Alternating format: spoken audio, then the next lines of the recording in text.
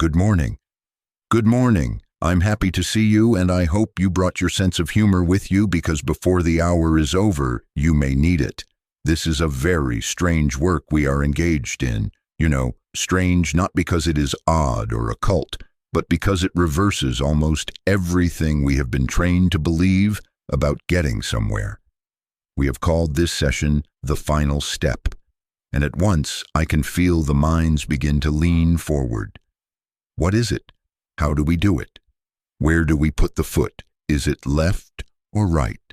And I'm afraid I must disappoint that part of us that loves a new recipe, because the final step is not a new technique. It is the end of the one who needs techniques. Now, don't leave yet. Stay in your seats.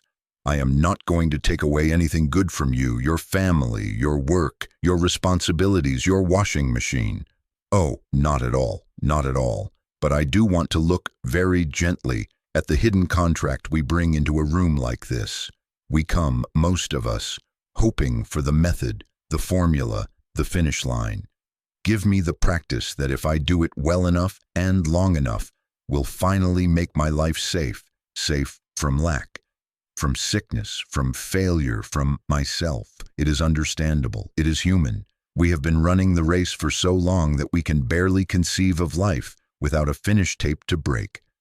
But suppose, just suppose, we have been running in a circle around the same little identity. Suppose every step taken, every spiritual exercise, every noble striving is taken by the same one who is terrified of not arriving. If the I that is afraid is also the I that is practicing, where exactly are we going? Are we progressing toward freedom or only becoming refined experts in seeking? Is it possible that our very success at step-taking is the subtle failure that keeps us moving and never arriving? I am not condemning effort. I am not suggesting we collapse on the couch of the universe and wait to be fed grapes. No, surrender as we speak it here is not defeat, not laziness, not fatalism. Oh, not at all, not at all. It does not mean becoming a victim of fate or a doormat for people. It does not mean abandoning intelligence, duty, or joy. It is rather the relinquishment of a private throne that never belonged to us. The inner claim, I, by my personal power, must manage, fix, achieve, and secure. It is that claim which exhausts us. It is that claim which cannot, by any series of steps, arrive at peace because it is made of unrest. So, our work this morning is not to hand you another ladder to climb. It is to ask whether there is a place, call it above the sea of thought, where steps do not reach and do not need to reach, because presence is already the ground beneath our feet. Let us not hold this as dogma. Let us treat it as an experiment. Let us see whether when the one who strives gets quiet, something else, some living, actual sense of God here, begins to order the mind, the day, the very prayer itself, without our outlining how it should look. And I know the question that pops up. If I don't push, will everything fall apart? If I don't lean on outcomes, will the world collapse? Try this on. Perhaps it has been our leaning that has kept the structure shaky. Perhaps the final step is the first rest, the rest from being the engineer of the universe. We will test it together. We will watch for the impulse in us that says, "Tell me what to do so I can do it harder," and we will smile at it, thank it for its service, and, for a moment, set it down. If this is true, even a moment is enough to feel a change of government within, a soft authority that does not shout, a quiet rightness that does not need a finish line to know it has arrived. So welcome. Bring your wanting, your formulas, your hopes. You need not throw them out the window, just place them on the chair beside you and sit down inside yourself. Today we are not adding a step. We are noticing the one who steps and daring to let him rest. If there is a presence that is life itself, it will not require our strain to be present. Let us see. Let us see. I wonder if it is some kind of a proving ground or testing ground we have been living in. Yes, right here in the midst of our respectable neighborhoods and our respectable prayers, a field where a very nervous little sovereign named me must keep passing exams in order to feel safe. From the first gold star on the first paper, on through grades and games and getting picked for the team, then into the serious sport of salaries and titles and keeping our faces the right way in the mirror, all the way over to the spiritual leagues. Oh yes, that too. We have been trying to secure ourselves by improvement. Improve the body, improve the bank, improve the partner, improve the image, improve the soul. Keep improving, and perhaps someday we will outrun that whisper that says, you might not be enough, and if you are enough now, you may not be tomorrow. Do you see the loop? We win a little security and at once breed a new vulnerability. We get the money, and now it is insured, diversified, monitored before breakfast, because it could sprout little legs in the night and run away. We get health through heroic discipline, and before long, we have become private detectives of our own pulse, listening for the criminal footstep of an extra beat. We find love, and now a part of us is hired as a watchman to prevent love from wandering. We rise in reputation, and a corner of the mind opens a press office to manage the headlines. The attainment, whatever it is, sweet at first bite, ends with a rulebook and a guard tower. Is it not so? And then, because we are refined people, we bring the same pattern into our spirituality and call it progress. Oh, I am not laughing at us. I am laughing with us. Because if you cannot laugh, you will cry when you see what the mind does. We become spiritual accountants. We keep a ledger. Let's see, 30 minutes this morning and 20 this evening. A tithe here, a holy thought there, an act of kindness for extra credit. Good. The balance looks favorable. Perhaps the Almighty will notice. And yet, with the ledger full and the hands dutifully folded, we can still be afraid. Why?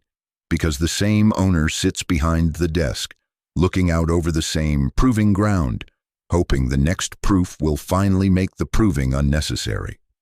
Who is the one seeking? This is not a trick. It is the crux.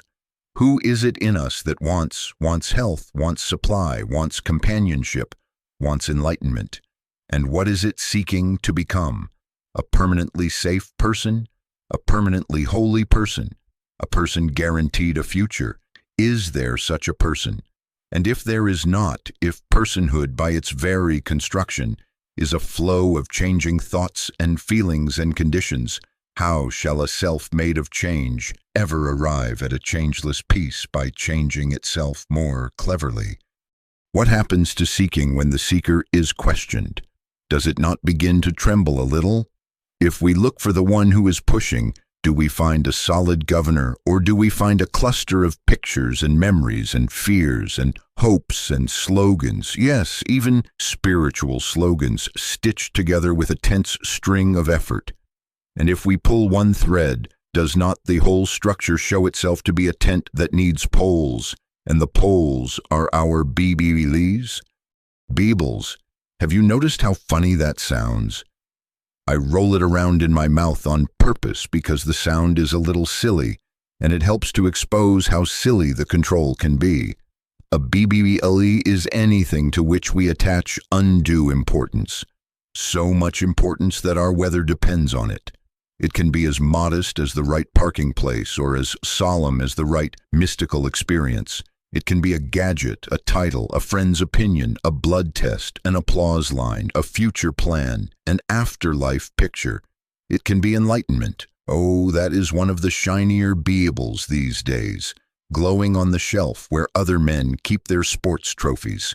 And the minute we clutch a Beeble, it clutches us. We become the Beeble's servant. The object sits on the throne and says, "Guard me, polish me, think about me in the night." Do you see the proving ground now? It is not the world. The world is doing what worlds do. Sunrise, sunset, garbage men faithfully clattering at 6 in the morning, whether or not we are enlightened. The proving ground is the field of inner claim. in which the separate I must keep validating itself by outcomes. If the prayer works, I am somebody. If the meditation is deep, I am on my way. If the body behaves, if the check clears, if the child calls, then I can relax for 15 minutes until the next exam is scheduled. And does it end struggle? No. Seeking does not end struggle. It refines it. It dresses it in a clean white robe and hands it a rosary or a mantra and calls it noble. But underneath, the pulse is still the same. I must secure my good. This is why, after a very fine spiritual season, some of us feel an odd uptick in anxiety. We are afraid of falling from our new height, as if grace were something we climbed up to and might tumble down from. Spiritual attainment becomes possession, and possession gives birth to protection, and protection is the mother of fear. Oh, not at all does this mean we must throw away our rosaries or our exercise bicycles or our bank accounts. Not at all. It means we must see the owner, the inner proprietor, the one who lives by tally and title. It means we must notice how the BBLE dictates our weather and ask, by what authority? It means we must recognize that as long as the separate seeker stands at the center, every gain tightens the circle, every success increases the watchfulness, and even our prayers become little telegrams to influence the governor of the universe to adopt our outline.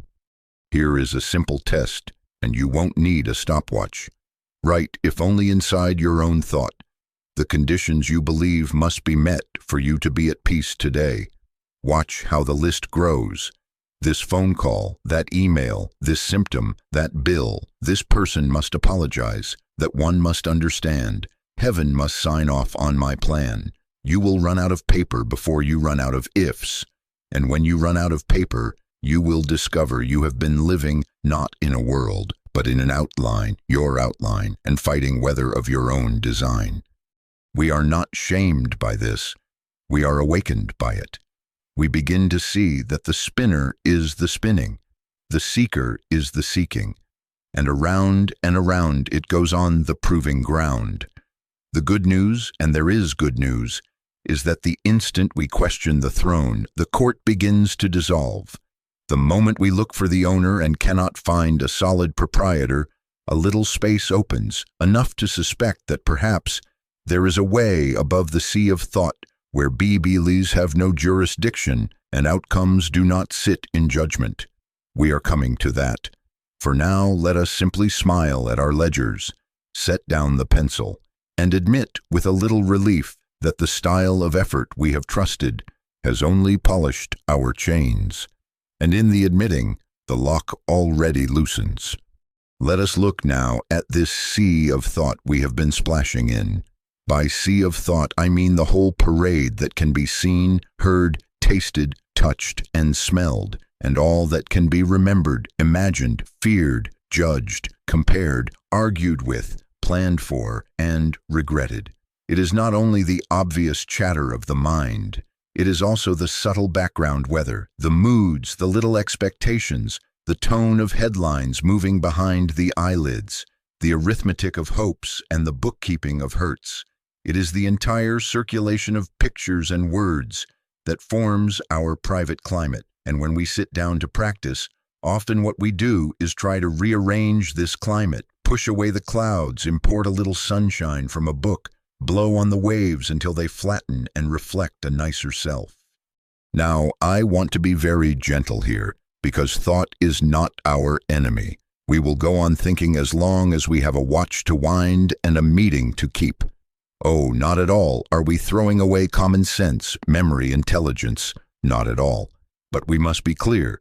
Thinking about God is not communion with God. A true sentence about peace is not the felt presence of peace. God is love. God is here. I am at peace. These are fine signs on the road, but the sign to the city is not the city. If you frame a picture of the ocean and hang it over a radiator, you will get heat, but you will not get salt air. Standing in front of the picture saying, "Ah, ocean, ocean, ocean," will not wet your feet. Do you see? Thinking won't make this so. We are after an actual awareness, an actual feeling of God's presence. Until we feel it stirring, we have not yet left the shore. Rising above the sea of thought is not a stunt. It is not achieved by putting on a spiritual bathing cap and holding your breath until the waves get tired. That is still the I doing, the I managing currents and timing swells. Concentration has its place. It can quiet distraction the way a librarian raises a finger and everyone whispers for a time. But silence in a room is not the same as the presence that fills it. Concentration is I, placing attention on an object. Contact is attention finding itself dissolved in subject. Concentration is holding the reins tighter. Contact is discovering there is a wiser rider and letting those reins fall into his hands. How does this feel? It is so ordinary, it embarrasses our drama. It is a release, a subtle easing, a sense that the shoulders can let go of an invisible weight they have been carrying since second grade. It is a click, a tiny inner assurance, unannounced by symbols, that God is on the field. It is not manufactured by willpower any more than you can will a breeze. You can open the window. You can stop blocking the air with your outline. You can sit and soften and become willing not to be the governor. And in that willingness, something immediate, present before thought and unbothered by thought, announces itself as peace. Let me say it backward and forward until it is plain. Rearranging thoughts does not produce God awareness. It produces better weather briefly, beautiful clouds, inspiring clouds, doctrinal clouds, meditative clouds, yes, but clouds. Above the sea of thought there is sky, and the sky isn't made by the weather. It is not the result of a successful technique. It is there when we are clever and there when we are dull. Our work is not to paint a sky. Our work is to rise, or more truly, to sink, back from the whirl until the sky that has always been present is noticed as presence. But how do I rise, you say, and already we are back in the gym trying to improve our lift. Watch that. Notice how quickly the I wants a step to conquer the steplessness. The only rising that matters is the surrender of thought's kingship. We cease giving supreme authority to our concepts and our self-willed efforts to arrange them. We let thought serve as a pointer. Seek me only, turn within, be still, and know. And then we obey the pointer by ceasing to point. We grow quiet, not grim. We relax attention from the picture, and we invite no picture in its place. We yield.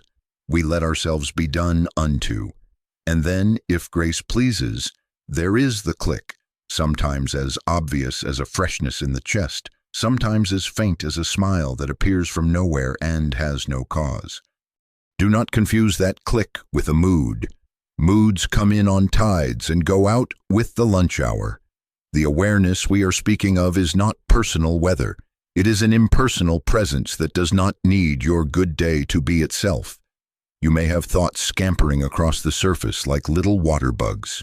It does not matter. You do not have to kill them. The sky is not harmed by birds.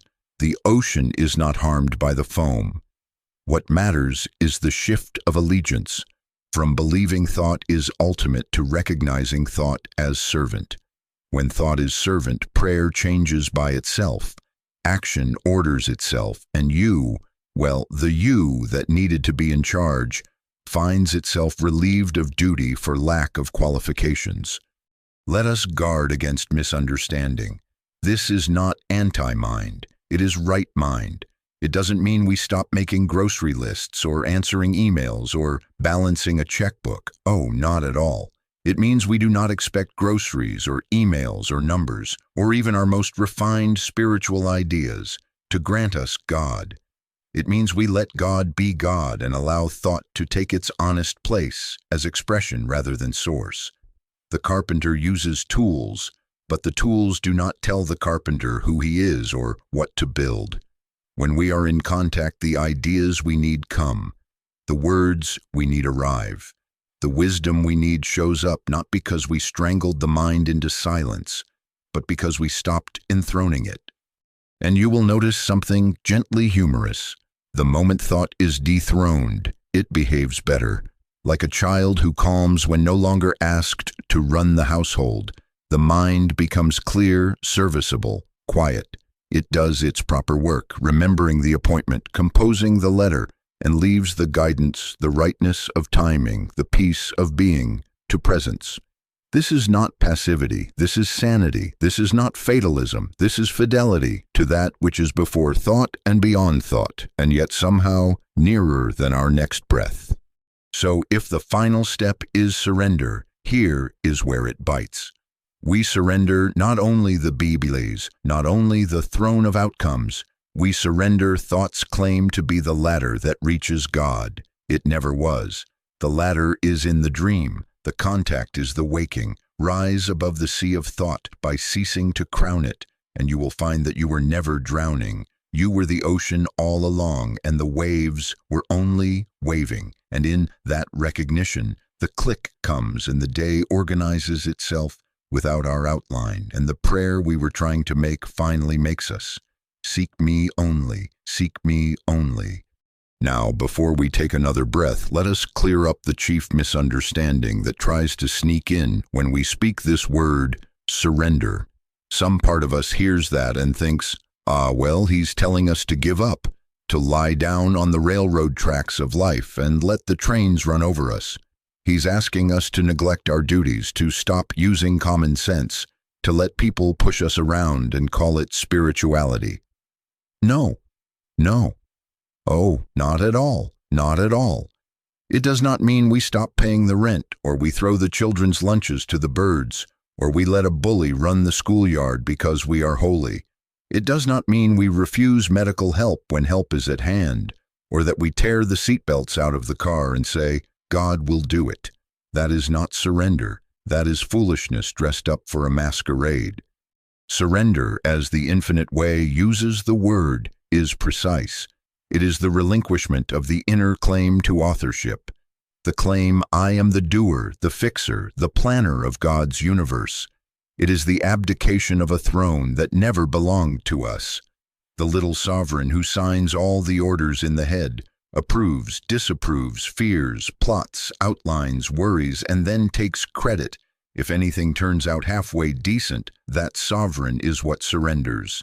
And when it does, the country does not fall into chaos. The rightful government, which has never ceased to be present, simply becomes visible. Peace was the Constitution all along.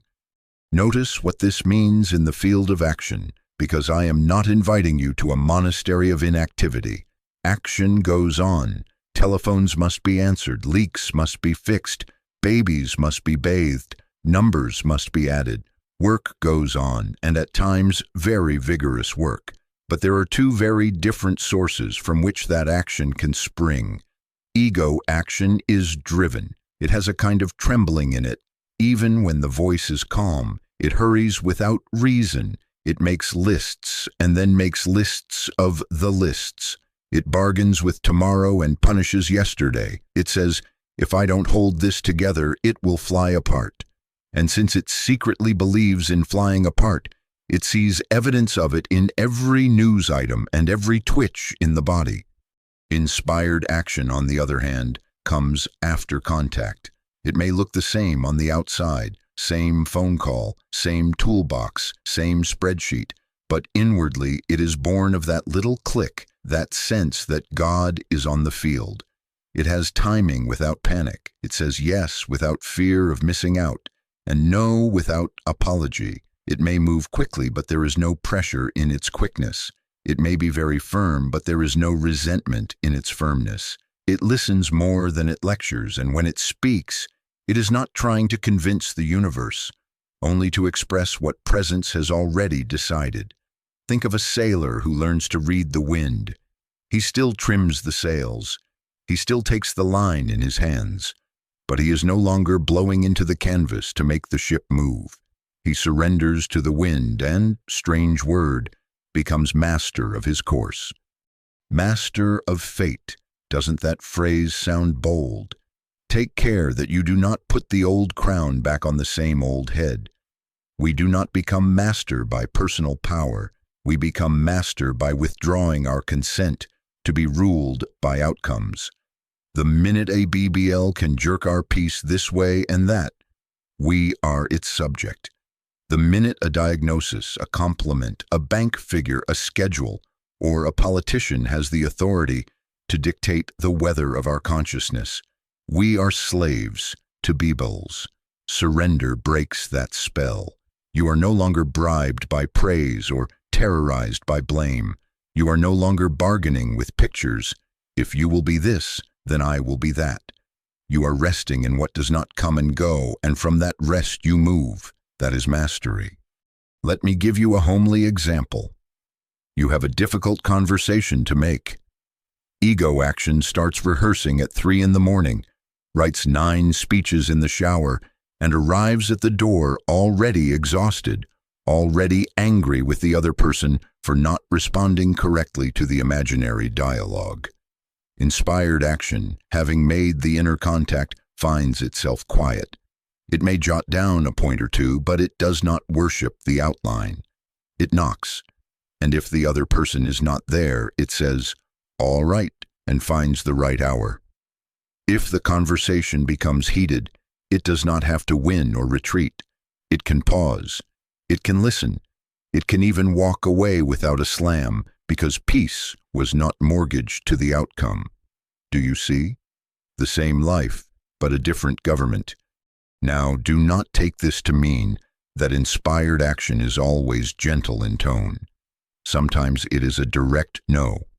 Sometimes it is the ending of a contract or the refusal of a deal or a boundary laid down, not as punishment but as clarity. The difference is never the volume of the voice. It is the absence of the tremble.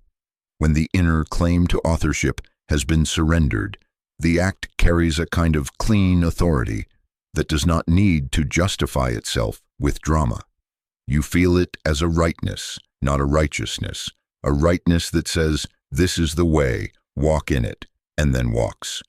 Here is a little practice for the day, very simple. Before you take the step, send the email, sign the paper, give the advice. Ask, who is doing this?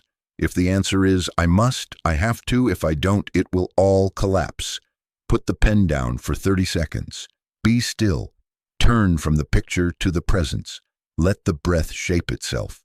Seek me only. Wait for the click, however slight, and then proceed. You may discover that half of what you thought you had to do does not need doing, and the half that remains does itself through you with twice the grace. And now we come to the most tender territory of all, the place where the ego keeps its last office, even after it has vacated the throne in most of the house. I mean prayer. We can give up authoring the day and still try to author God. We can stop bossing people and still outline heaven in our petitions. It is there that surrender must touch, because until prayer itself is surrendered, until we cease instructing the infinite and consent to be instructed, our finest spirituality will be only refined managing. Let us then be ready to look at prayer without petition, at seek me only, and see how, when the seeker disappears, the prayer remains as presence, and all right effects are added without our pushing the cart. So let us come directly to it. If surrender must touch prayer, what is it that surrenders? I am asking you very simply, what are we doing when we pray? Are we informing God of the facts of the case, as if infinity were in need of our clippings and laboratory reports? Are we trying to persuade God to favor our plan over the neighbor's plan, as if the Almighty were holding office hours and could be lobbied with the right phrasing? Or, this is the tender one, are we hoping to improve God's management of our day by offering a detailed outline, hourly, with amendments? I am not teasing you. I am exposing the quiet absurdity that all of us, at some time, have dignified with the name prayer. Let us be honest. Much of what has passed for prayer has been bargaining in a pious suit. We have listed conditions we wish altered and then recited them to the infinite, with a certain tremble in the voice, as if the tremble could move omniscience. And then we have added a schedule, please by Friday, as if the calendar were the holiest thing on the altar. We have repeated phrases anxiously, not because repetition was love, but because we believed the machine of heaven might respond to the right number of rotations. We have tried to pray the weather out of our sky, instead of rising above the sea of thought and finding the sky that is not made by clouds. What is prayer in the infinite way? It is not the managing of conditions. It is not the changing of pictures. It is not the arranging of effects. True prayer is the realization of presence. Seek me only, seek me only. Not my rays, not my gifts, not my favors. Me. Until there is an actual sense of God here, an awareness, however slight, that presence is the very substance and life of this moment, we have not yet prayed. We have only spoken about prayer. When that little click comes, unannounced, unforced, a still assurance that God is on the field, the prayer is made. That presence of God is the insurance policy. It guarantees its own effects.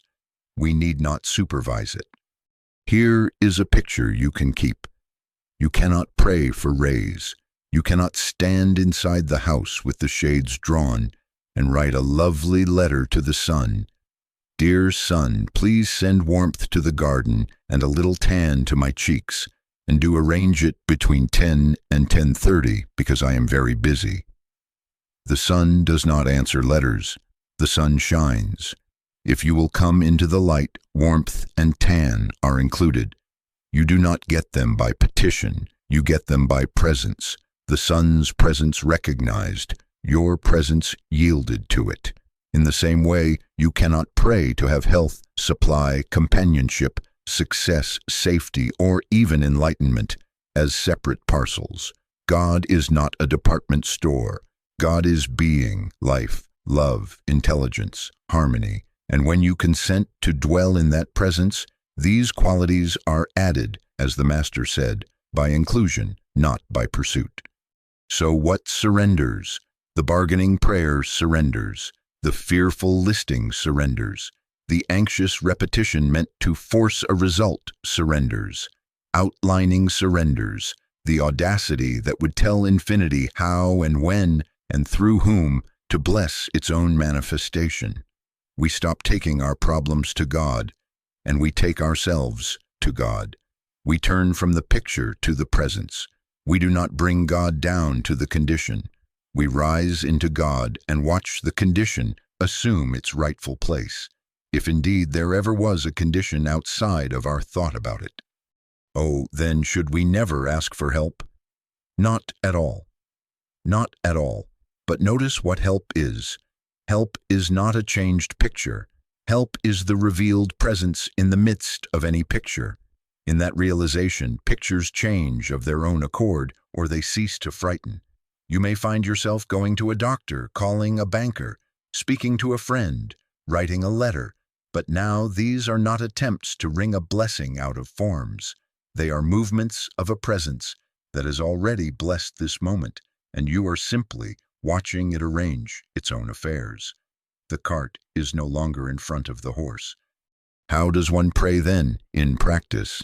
Very simply, never pray for anything at all except a deeper awareness of God's presence. Let those words be your instruction manual for the rest of this life. Seek me only. When you feel the pull to pray, do not collect complaints. Do not rehearse details. Do not compose speeches for heaven. Sit down on a chair, on the edge of a bed, on a crate if you must, and become willing to stop being the author. Quiet the lips. Quiet the inner narrator. A single turning phrase may serve you. Father, reveal thyself. Speak, Lord, thy servant heareth. God is, but only as a finger pointing you above the sea of thought. Use the pointer and then obey it by ceasing to point. Wait, not stubbornly, lovingly. Let the breath show you how to soften. Let the shoulders unlearn their task. Seek me only. In that waiting there will come, perhaps quickly, perhaps after you have been tricked into a minute of patience, a sense, faint or strong, that you are not alone. Better that aloneness never was. An inner rightness, unrelated to circumstances, uncowed by headlines, arises of itself. That rightness is prayer. That is the Amen. When it comes, do not lunge at the problem to see if it is fixed. Stay one moment more in gratitude without an object. Then go about your business. You will discover that business has been about you all along, quietly arranging itself without consulting your anxieties. But what of the big needs, the rent, the diagnosis, the child? The mind rushes to the props it thinks are crucial. A BBLE by any other name still claims your weather. I am not making light of human concern. I am asking you to make light enter it. If prayer is realization, then the scale of the picture is irrelevant. The same presence that orders the sparrow orders the orbit and the cell. We insult it when we act as if this particular case required our extra effort to get its attention. Seek me only. Presence knows its own way to appear as rent paid, strength renewed, guidance given, hearts reconciled. And if the appearance differs from our outline, it will be because we were aiming too low or too narrow. Infinity requires no coaching. Let us be careful again not to misunderstand. This is not a technique to get what I want more efficiently. This is the end of that I as the starting point of prayer. We are not improving petition, we are retiring it. We are not refining requests, we are relinquishing requesterhood. The one who used to stand at the center declaring needs and dictating methods discovers that in the light of realized presence, it has very little to do except say, thank you. And even that is said without an owner. We are approaching holy ground now, because if prayer is realization, who is left to pray? If the only true prayer is the felt presence that prays itself as us, then perhaps the next step is not a step at all, but the questioning of the I that loved to kneel and bargain. We are coming to that. For this moment, let us be content with a single charge that ends the fever of outlining. Never pray for anything at all, except to know God here. Seek me only, and then watch how, without your pushing the cart, all these things are added. Now we must ask the question we have been circling gently. What remains when the seeker disappears? When the one who is forever improving, pleading, outlining, and judging is not fed by our attention, what is here? Do not hurry with a theological answer. Just notice the little pause in you at the question. Something in us leans forward to reply, well, me, of course, and there it is, the very claimant, the me who volunteers to exist before God exists, the inner signature that signs every check. I did this, I failed that, I need, I fear, I deserve, I regret. That is the one that must surrender, not be scolded, not be punished. Surrender. Let us be very clear about what this is and what it is not. I am not asking you to dislike yourself, to flatten your personality, to pretend you do not enjoy a joke, a meal, a walk, a color. Oh, not at all. Not at all. God forbid that spirituality become a gray sweater. The infinite loves to appear as countless forms, voices, faces, gifts, preferences. Individuality is not the problem. A separate source is the problem. It is not the person as appearance that dies. It is the belief that there is a personal life apart from God that must be dissolved. Deny thyself does not mean refuse your humanity. It means deny the sense of a selfhood that begins and ends at your skin. Here is the stumbling place. The moment we claim any quality as private property, as mine, we accept limitation, and with limitation comes fear. The minute I say, my wisdom, I must defend against a day when wisdom fails. My supply opens the door to my lack. My health brings its shadow, my sickness.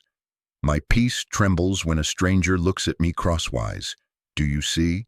Possession is the parent of insecurity. The very assertion I have whispers, I could lose.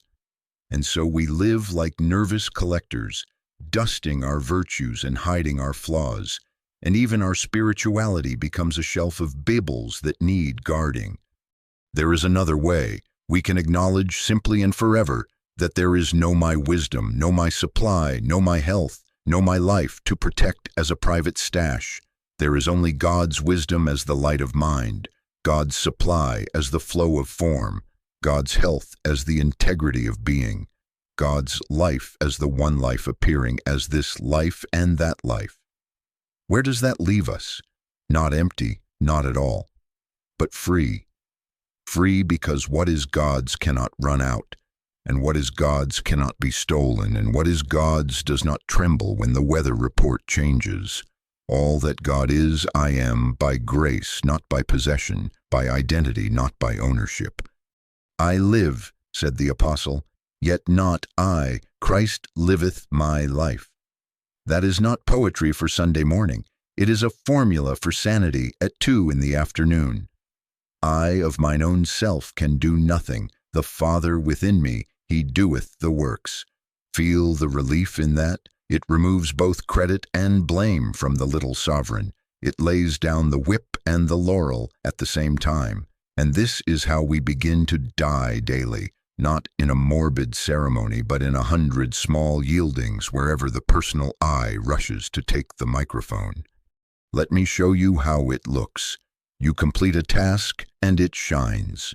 Immediately there is the little hand, mine, reaching for applause. Catch it kindly and say, not I, but thou, and go on. You stumble, a plan fails, the old habit returns. Immediately the same hand reaches for the whip, my fault, my shame. Catch it again, not I, but thou. Let the correction come, let the learning be had, but remove the self-importance from both triumph and trouble. The same law governs both. The Father doeth the works. When this becomes habit, success does not inflate you, and failure does not deflate you. Both drive you inward to the same source, and so both become teachers. Now I can hear a corner of the room wondering, if I give up the personal I, do I become a doormat? Oh, not at all. Not at all. The personal I is not your dignity. The personal I is your insecurity. Your true dignity derives from oneness with God, and it speaks with a quiet authority that needs no costume. Strangely, as you die to the inner claimant, your spine straightens. You say yes and mean it. You say no and mean it. You do your work, perhaps better than ever, but the tremble is gone. The hurry born of fear molts. Action is now expression, not self-salvation. And then watch the deeper alchemy. As the separate eye softens, the world ceases to be filled with other separate eyes to fear, compare, manipulate, or resist. The hard outlines soften. You look at a stranger and do not immediately classify them as threat or opportunity. You look at your child and, for a breath, you do not clutch. You behold life beholding itself. This is not sentiment, this is identity coming right. Where God is, I am, and because God is all, that I is not a private island. It is the one self appearing as many shores. How to practice? Very simply and very often. Die daily by noticing each time the personal I rises to claim authorship, credit, or condemnation. This is not an enemy to be shot. It is a habit to be laid down. When you catch it, after a compliment, after a mistake, in the middle of planning, in the mirror, pause. Turn within from the picture to the presence. A single inward sentence may help. Father, thou art the life here. Or, I of mine own self can do nothing. Or, not I, but the presence is doing this. Then feel for the click, however slight. Resume from there. You will not become passive. You will become accurate. There will be days when you forget and days when you remember. Do not make a scrapbook out of either. Let each moment be fresh. The dying we are speaking of is not an execution, it is an evaporation. The separate I fades in the light of realized presence, and what remains is the very awareness we are after. The one I that never began and cannot end. Call it Christ, call it Spirit, call it simply I am. It is not a person, it is being, it is you without the private fence. So what remains when the seeker disappears? Seeking disappears, and seeing remains. The author retires, and authority remains. The worrier goes off duty, and wisdom remains. The hungry prayer fades, and presence remains, and praise itself as us. Here is our surrender's secret. The final surrender is the surrender of personal selfhood as a separate source. When that is yielded, there is no step left to take. There is only the life that has been walking as you all along, free of your supervision, delighting to show itself everywhere you look. Seek me only, and let the seeker go. Now that we have let the seeker step back from the microphone, let us pick up something very simple. So simple that it will not protest when we use it as a sermon prop. Here is a plain tumbler, a glass. Hold it in your mind if you don't have one. Now tell me, where does the inside leave off and the outside begin? Is there a seam where inside glass says to outside glass, from here on, that's your territory? Is there a little treaty line between them, an invisible fence? Or is there a tumbler? Look closely. We may speak of an inside because it holds water, and an outside because your hand takes hold. But is there inside glass and outside glass? There is but glass. Two in function, one in substance. Do not hurry past that. If we fill it with water, we will say, the water is inside. If we put it on the shelf, dust will settle outside, but there is still only glass. The inside and outside are names given because of use, not because of a split in being. You can tap it on the counter, you do not hear two notes. The factory did not hire a separate department for exteriors and interiors. It fashioned one thing, and that one thing serves in two directions without confusion, without rivalry, without a board meeting between its sides every morning to agree on being glass. This is the relationship existing between God and man. God is our invisible selfhood, the very substance and life and law of being. We, you, I, the neighbor, the stranger, are the externalized form of that same selfhood, appearing for use in time and space. We are only two in function. There are not two beings here contesting the throne, arguing over authorship. There is not a God somewhere and a you somewhere else, trying to get together by method. There is God, being itself as you. There is but God. When we forget this, the funniest tragedies ensue. We become like a wave that has read an article on how to find the ocean. It swells and strains and takes weekend workshops and feels very spiritual the days it splashes higher, and all the while, it is the ocean waving. An eye looking for God is a wave looking for water. Striving makes a respectable noise, but it will never make the sea more sea. The so-called final step is seeing that there is no step for the wave to take. Rest the wave. Let the ocean be. Oh, then, someone says, do we all get thrown into one gray soup? Oh, not at all, not at all. The tumbler does not become a puddle when you recognize the oneness of the glass. Individuality is not erased. It is clarified. The functions are kept, even made more beautiful. One holds, one is held. One speaks, one listens. One writes music, one fixes a sink. But the boasting of a separate substance is gone, and with it the fear that comes with pretense. Two in function, one in being. Carry this into relationship and watch the atmosphere change. The other stops being an outsider to be fixed, feared, or used. If there is but glass, then the hand that takes hold and the water that is held are served by the same substance. If there is but God, then the face across the table, the voice on the phone, the signature on the other line, are not aliens to your good. Love your neighbor as yourself ceases to be a noble effort and becomes a simple recognition. Of course, the substance is one. I do not have to manufacture love for an other. I have to stop believing in otherness. Then love, which is the very nature of the substance, shows itself as understanding, as patience, as right speech, as a boundary that blesses both sides. Someone will ask, but what of wrong behavior? Do we excuse it because we are one? Not at all. Oneness does not abolish clarity, it empowers it. A tumbler that cracks needs mending or retiring. You do not pour scalding water into it and say, all glass is one. Likewise, when behavior violates peace, oneness provides the basis for true correction without hatred. You can say no without making an enemy, because there is no enemy in the substance, only a function out of order.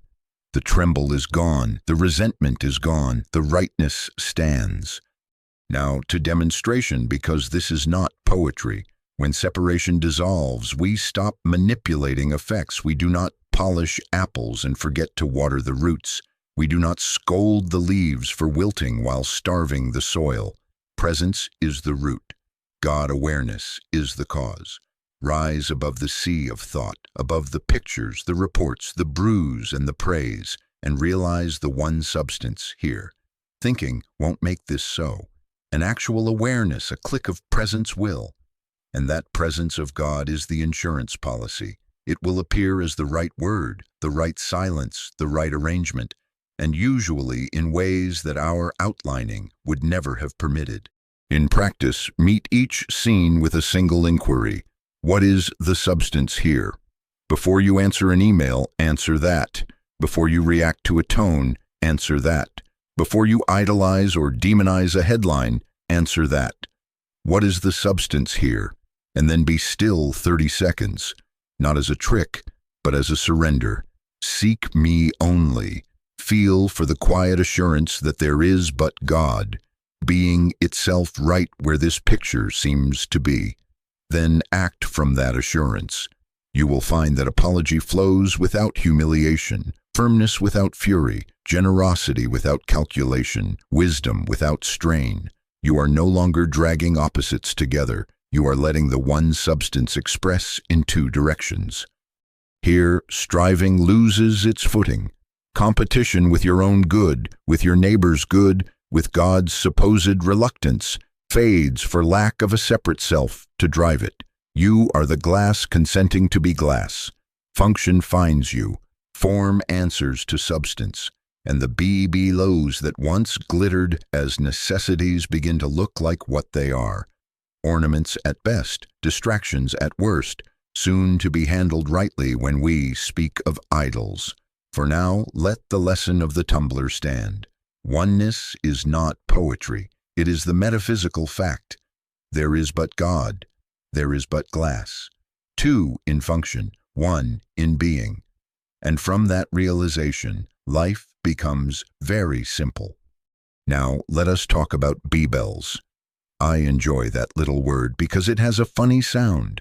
It rolls around in the mouth and refuses to take itself too seriously, and that is precisely its medicine. A BBL is anything, good or bad, ordinary or exalted, that we inflate into the condition for peace. It can be money or recognition, romance or bodily perfection, the child's behavior, the manager's approval, the calendar lining up, the diagnosis reversing, the number on the bathroom scale. It can be very respectable, a well-ordered home, a full appointment book, a completed degree. It can be very pious, a spiritual attainment, a certain feeling in meditation, a streak of good thoughts we are loath to break. The BBLE is whatever you think you must have to be whole. The moment peace is mortgaged to an outcome, an idol has been installed. Let us be plain about idols. They don't sit on altars with gold paint. They buzz in the nerves with as soon as I get the raise, I can breathe. As soon as she apologizes, I will forgive. As soon as this body looks a certain way, I'll be confident. As soon as I have a breakthrough in prayer, I'll believe. There it is, the leash on peace. And notice how democratic BBLs are. They recruit both sides of a picture.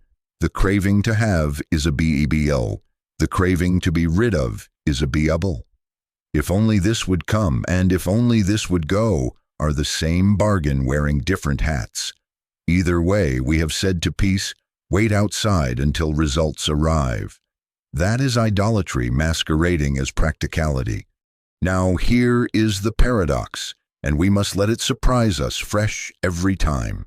The way to have rightful use of things is to stop needing them for identity. When you give up the inner deal, be my source, things stop tyrannizing and start serving. Money becomes a tool, not a parent. Work becomes expression, not salvation.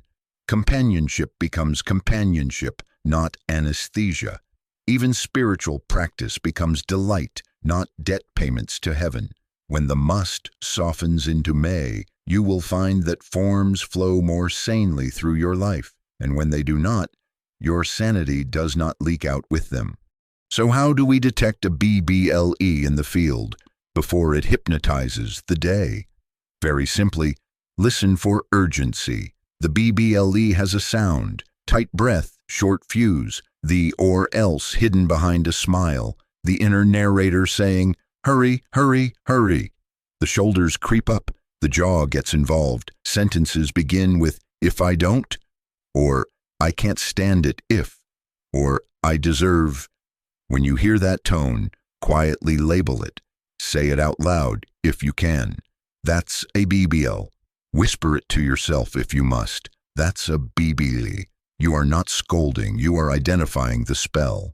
And then, before you answer the email, before you make the purchase, before you compose the speech, before you accept or reject the invitation, turn. 30 seconds will do. Seek me only. Rise, if only by an inch, above the sea of thought. Feel for the click of presence that says, without words, God is on the field. Do not consult the idol, consult the source. I promise you, this little interruption will save you hours of mopping up. You were about to send a sharp reply to defend your good name. That's a BB. You breathe, you turn, presence clicks. Now your reply comes with clarity and kindness, or not at all. You were about to buy something you do not need, to soothe a feeling you do not want to feel. That's a BBL. You turn, the need dissolves, or the purchase is guided for right use. You were about to pry at your meditation to recreate yesterday's glow. That's a very shiny BBL. You turn, the glow is not reproduced, but God is present, and that is prayer. You were about to extract a promise from a loved one to steady your nerves. That's a BBL. You turn, you speak truth without clutching, and amazingly love survives your honesty. Oh, then, someone whispers, are we to renounce life, art, science, comfort, progress? Oh, not at all, not at all. Let us keep our toasters, our symphonies, our microscopes, and our labor-saving devices. I would not have you give the garbage men more to do, because you have become spiritual. This is not renunciation. This is reordering. Effects follow cause. We are finished polishing apples while starving roots. We are finished asking forms to guarantee peace. Seek me only. Where God is, peace is already included. And in that peace, forms come and go in right fashion. Some you will acquire, some you will release, some you will never think of again. It will not be sloppiness, it will be sanity. Idols collapse when they are named in the light of oneness. If there is but glass, where will an outside thing attach its hook? If there is but God, what foreign God will you worship? Outcomes become idols when we believe in a self separate from the source, a self that must manipulate pictures to ensure survival. But we are not waves trying to manufacture ocean. We are ocean waving. Get thee behind me, we can say to the BBLE with a smile. Not because we despise outcomes, but because we refuse to enthrone them. We will use them. We will not be used by them. Carry a simple BEBLE detector through the day. Each time urgency rises, label it, turn within, seek me only, wait for the click, then proceed. You will discover two changes. First, many things simply fall off, not neglected, but irrelevant. The conversation you were going to have proves unnecessary. The extra project loses its menace. The appetite pulls back its claws. Second, what remains to be done is done with a quiet rightness that does not pull at your nerves. You act without theatrics. You choose without trembling. And curiously, outcomes often arrive cleaner and quicker than they did under your management. But whether they do or do not, peace has ceased to be their hostage. This is how surrender becomes livable. You are not trying to leap to the final surrender in one grand gesture. You are loosening the fingers, one BEBLE at a time. You are taking your peace off the market. Fear loses its contract on your calendar. Time becomes servant, not master. And then when the inner click comes, and it will in small ways all day long, you will find that action rises of itself, not from pressure but from presence. We are coming to that. For now, install your BEBLE detector. Use it tenderly. Seek me only. Let the idols fall, and watch how life, relieved of worship, resumes its proper place, useful, beautiful, subordinate to peace. Now we come to it. We said a moment ago that when the inner click comes, action rises of itself, not from pressure but from presence. How does that look at 10 on a Tuesday? Let us lay it out simply, because simplicity is mercy. First, stop outlining. Catch the mind as it begins to arrange the universe with colored pins and strings. Second, turn within. Withdraw the attention from pictures and predictions. Third, wait. Not sulking, not bargaining, just a few breaths while the sea of thought settles. Fourth, feel for the click, a quiet, non-dramatic assurance, an actual sense that God is on the field. Fifth, act naturally from that peace without strain, and do not look back over your shoulder to check if you are being spiritual about it. That is the sequence. It is not a trick. It is a relinquishment. Now, how do we tell the difference between impulse and guidance? This matters because the personal I is an excellent ventriloquist. Impulse is noisy, pressured, and predictive. It whispers or shouts, "Hurry or else." And if you obey it, it leaves a residue, fatigue, self-congratulation, or worry that you must keep the whole show going. Guidance is quiet and simple. Often it surprises because it is not consulting your outline. It may say, "Wait," when your outline says, "Push," or "Call now," when your outline says, "Wait for a better time." And there is no residue. After action from guidance, there is no gnawing, "Did I do enough?" No compulsive replay. There is a sense of having moved with the tide, not against it. Let me give you the sort of example that happens to ordinary people in ordinary rooms. You have a difficult phone call to make, perhaps an apology, perhaps a boundary to set. The outline starts immediately, phrases to soften the blow, detours to avoid blame, little rhetorical flourishes to win the day. You can feel the shoulders creeping up. That's a BEBLE. Stop, turn within, wait 30 seconds. Seek me only. Rise above the sea of thought, above the speech you're composing and the response you are fearing. Feel for the click, even the faintest quiet. It may be that a single sentence comes, simple and clean. "I'm sorry for my tone yesterday, and I won't be speaking that way again." Or perhaps you sense, "Not yet." You set the phone aside. 10 minutes later, an email arrives that shifts the context. Or you find that the heat in your chest has cooled, and now when you call, you are not trying to save face, you are serving truth. The result may be pleasant or it may be mixed, but you will notice that peace has not been spent on the outcome. No residue. Another. You are about to make a financial decision, a purchase, an investment, a hire. The spreadsheet is helpful, keep it, but notice the inner sound. If it is the drumbeat of close now or lose, be suspicious. That is the ego selling you its wares. Stop, turn within, wait, seek me only. The click may say, ask one more question, or sleep on it, or even, this is right, proceed. If you wait and the deal goes away, watch how peace remains, and in a week, a cleaner door opens. If you proceed, notice the absence of strain. You are not propping your good on an agreement. You are letting right action express through an agreement. That is different. Another. A health fear rises. The body speaks in a new language, and the mind begins to prophesy. The outline says, find 10 articles in 15 minutes and rehearse worst outcomes to be prepared. Oh, not at all, not at all. We are not advocating ignorance. We are advocating order. Stop, turn within, wait, seek me only. Remember, the substance here is God.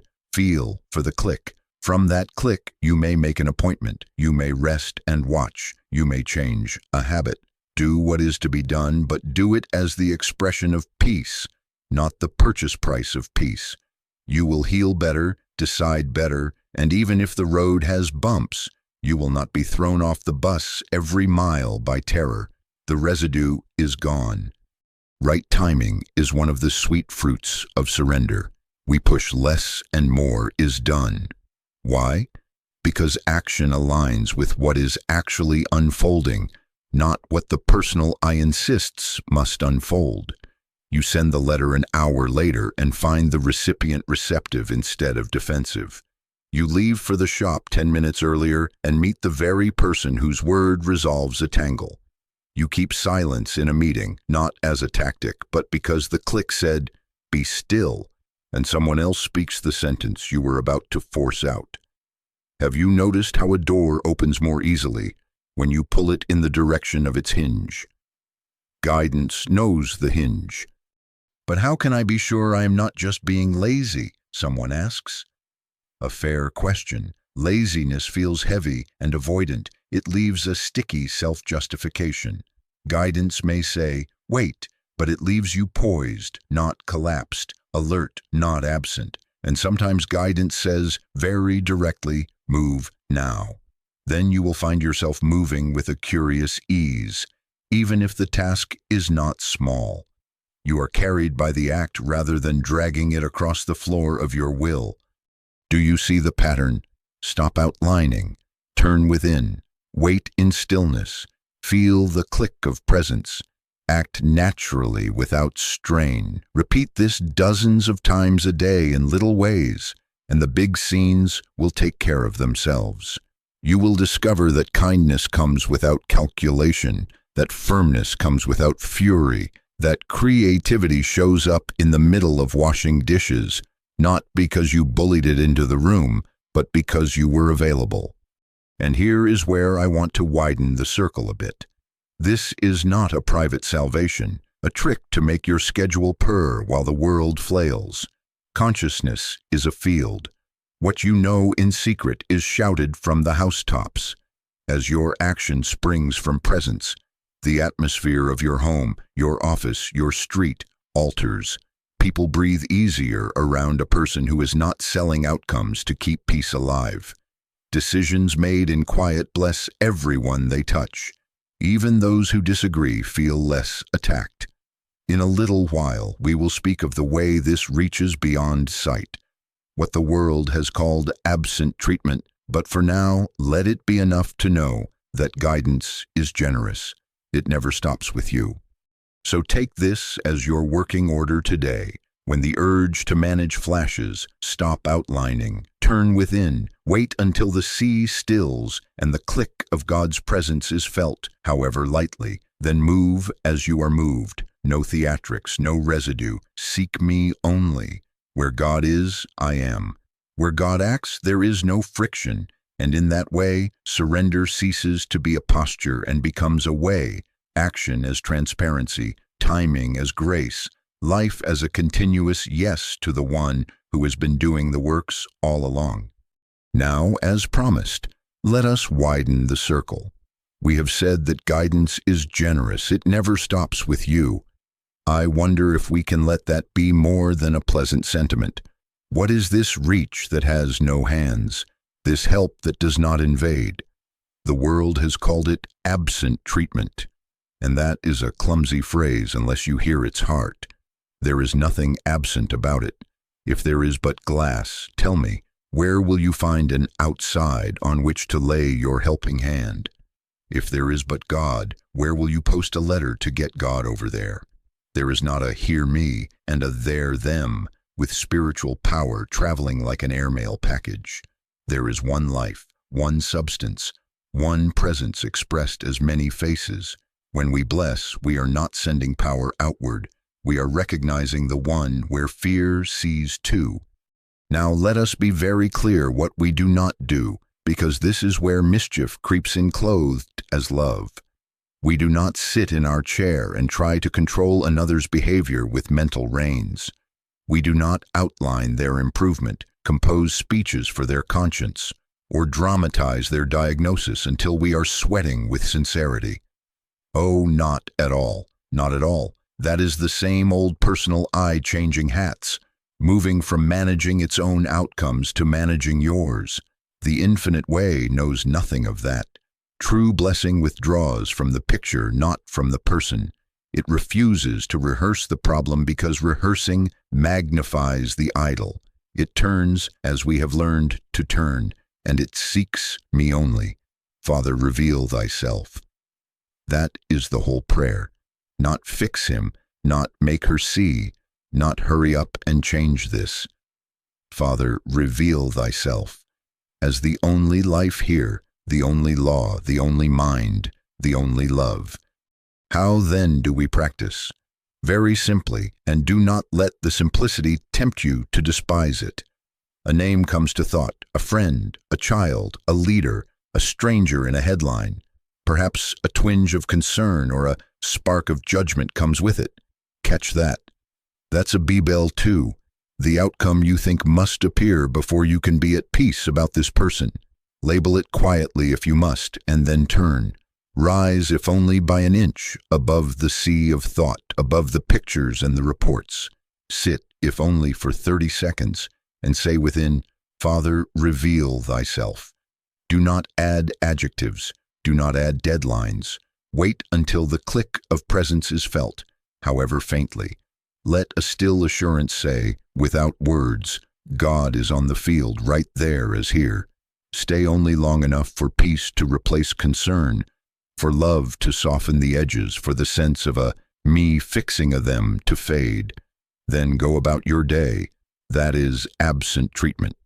You will notice something. When the personal I fades, condemnation fades with it.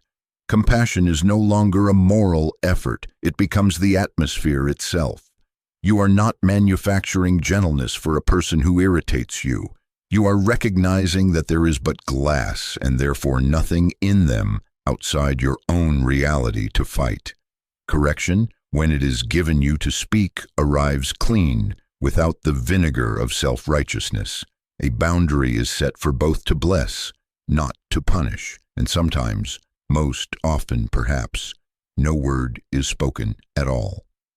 The quiet recognition that God is being God, where that picture claims disorder, is enough, and in a day or in a week you hear, something lifted, or I don't know why, but I changed my mind, or the phone rings in the very minute you were resting in presence and someone says, I felt you. We did not send anything. There is nothing to send. We recognized what is, and the picture yielded. Do not be impressed by miles. Consciousness knows no geography. You may be in your kitchen with a dish towel on your shoulder when the thought of a man 3 states away rises. You turn. Father, reveal thyself. Peace comes. An hour later, he writes, You crossed my mind. Thank you. Thank who? Thank that which is the mind of both. Or you may be in a store and a child passes in a storm of noise. The old will might have bristled, made speeches about parenting, composed a social plan. Oh, not at all, not at all. Turn within while your feet are still moving. Seek me only. Let presence be presence. Perhaps you smile, perhaps you say nothing, but notice how the atmosphere softens. Even were there no outward change, the idol of your irritation has fallen, and that is blessing enough to free two worlds, their world and yours, from the tyranny of a picture. Remember, we never pray for conditions. We never ask God to become more God in order to meet our outline for another's happiness. You can't ask the sun to shine on your friend as a favor, but you can bring yourself into that sunshine, realize it, and in that realization warmth and light and the tan of harmony appear, without petition on any arm under that sky. Seek me only. This is why we never start or end our day without contact, because the very next thought you will have after that click is, almost always, love that travels without traveling. What you know in secret is shouted from the housetops, and those housetops are not a mile away. They are right here in the one. Now, let us be practical. Make this a way of life. Do not reserve it for the dramatic. Each time a face appears on your inner screen, praised or blamed, loved or disliked, use it as a bell. Stop outlining, turn within. Father, reveal thyself. Wait until peace appears in place of your opinion, then proceed. In this way, universal blessing is not a project. It is the overflow of surrender. And as we come, in a moment, to a simple discipline that will anchor your days, remember this. The final step is not admired at a distance. It is lived in these smallest obediences. In a little while, we will take this from talk into experience. For now, carry the word with you as you pass through your street, your home, your headlines. Seek me only. There is but glass. There is but God. Recognition, not effort. And in that recognition, the world close by and the world far off are not two. Presence, realized here, is presence everywhere. Now, let us make all of this livable. Simplicity is mercy, and so the discipline is simple. For 7 days we will fast from I, not a vow of silence, not a grammar lesson. Oh, not at all, not at all. You needn't startle your friends by speaking in riddles at the office. This is not a performance. This is an inner fast from ownership, pride, fear, and control. For 7 days notice I, me, mine, as the flag under which the personal self marches, and gently lower the flag. How do we do this? First, we become listeners to our own speech, outer and inner.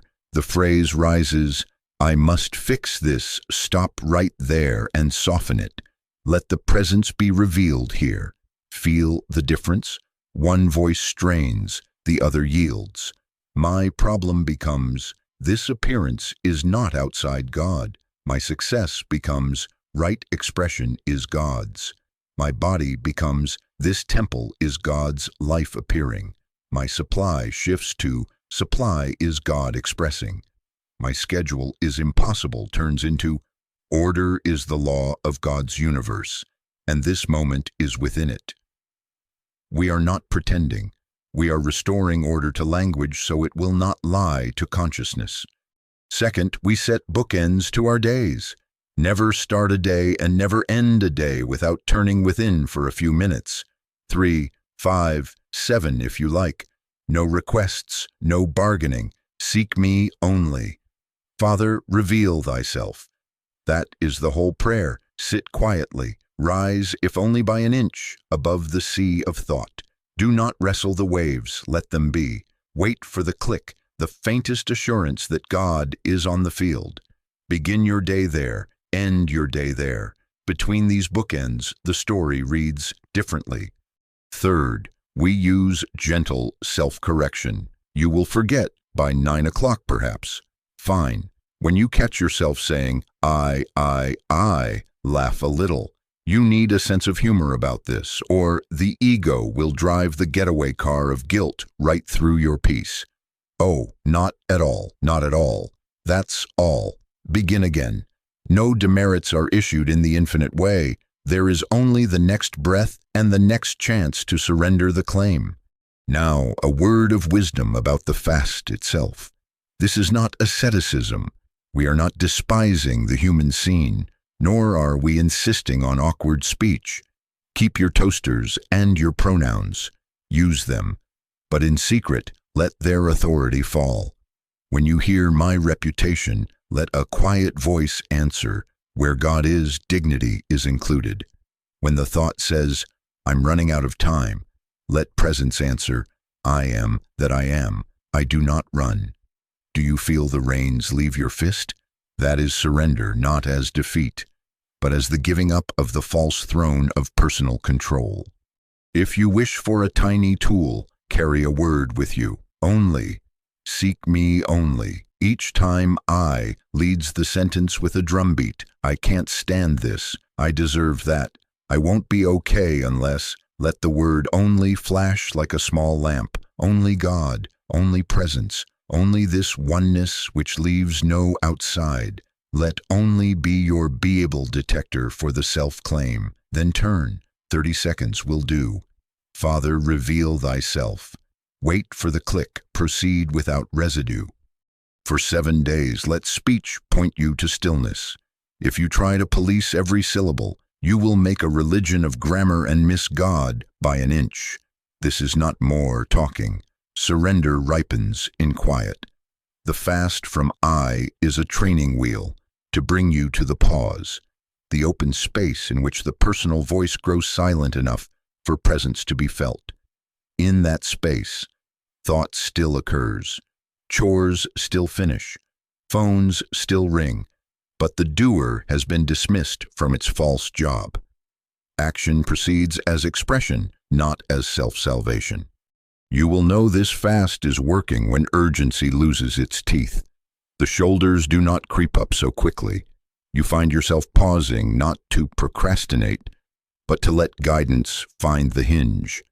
A sentence you were about to blurt comes out clean or not at all. A purchase that felt necessary becomes optional. A boundary that was going to be a battle becomes a blessing. And even when nothing improves, peace is strangely present, no longer mortgaged to outcomes. That is the fruit. Not better grammar, better God-awareness. Let me reassure you again. This is not withdrawal from life. Oh, not at all, not at all. You will likely do more of what is yours to do and do it better, because you will do it from the one who does the works. You will keep your appointments, return your calls, stir your soup. But the heavy eye behind the spoon, the pen, the plan, will be resting, and you will find, to your surprise, that you are kinder to the people who share your kitchen and your calendar, because your inner manager is not docking their pay for the day's delays. Make a small beginning. Tonight before sleep, sit 3 minutes. Father, reveal thyself. In the morning, before shoes or screens, 3 minutes again. Through the day, listen for I, me, mine. Soften, turn, and wait for the click. When you forget, do not scold. Begin again. At the end of 7 days, you may discover that the taste for this fast has become its own appetite, that the quieter you are, the less you want to return to the old throne. Then you will know what the Master meant by die daily. The separate I grows thin, presence grows bright, and life, even in its sameness, feels unburdened. In a few minutes, we will let this be more than instruction.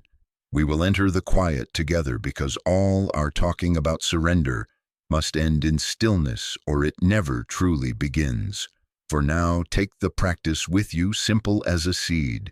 Seek me only, fast from I. Let the presence be revealed here. Where God is, I am. And if you stumble, oh, not at all, not at all, begin again. Let us meditate a few minutes. Settle your feet on the floor. Let the hands rest where they fall. If the back wants a small kindness, give it. If the shoulders are halfway to your ears, invite them down. Breathe once as if you were drawing the whole room into the heart and letting it out without keeping any of it. We are not going anywhere. We are not hunting an experience. We are letting the hunter grow quiet. Now, without wrestling, release the need to understand. All the points we have made can sit on the shelf for a while and behave themselves. Let the sea of thought do as seas do. Waves rise, waves fall. We are not lifeguards on this beach. We are not counting the waves, nor are we trying to iron them flat. Let them be, and let attention sink just an inch below them, as you might sink beneath the surface into the quiet that has been here all along. We pray a single prayer, and it has no outline attached to it. Father, reveal Thyself. Seek me only, say it within, once, cleanly. Father, reveal Thyself. Then listen, not with ears, but with expectancy. Thinking won't make this so. Wanting won't force it. Wait as if you were waiting for a dear friend who knows the way in and has a key. No drama, just the possibility that presence can be felt. If a thought appears, errand, memory, headline, let it pass like a gull crossing the water. If the body whispers, let it. We are not pushing anything out. We are letting a deeper something come into focus, a quiet click of assurance that God is on the field. If the click is faint, enough. If all that comes is a softening, enough. If all that happens is that urgency loosens its teeth, enough. Presence does not need applause.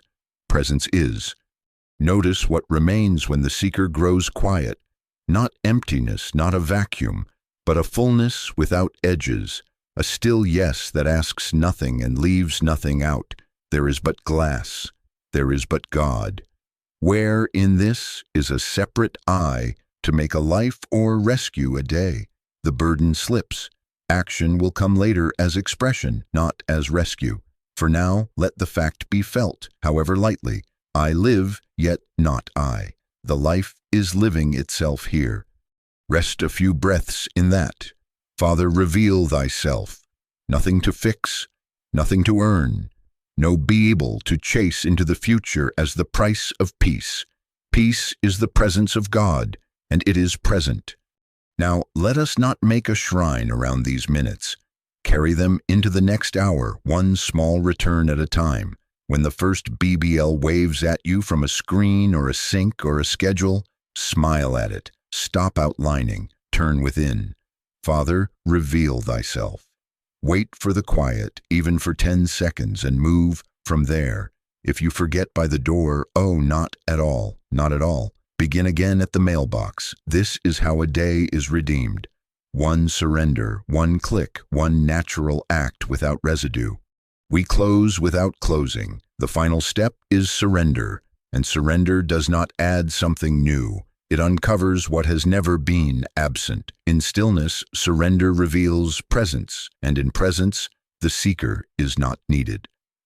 Let that realization, however slight, be the benediction on this hour and on the hours to come. Seek me only. Where God is, I am. And in that truth, quietly, we go on.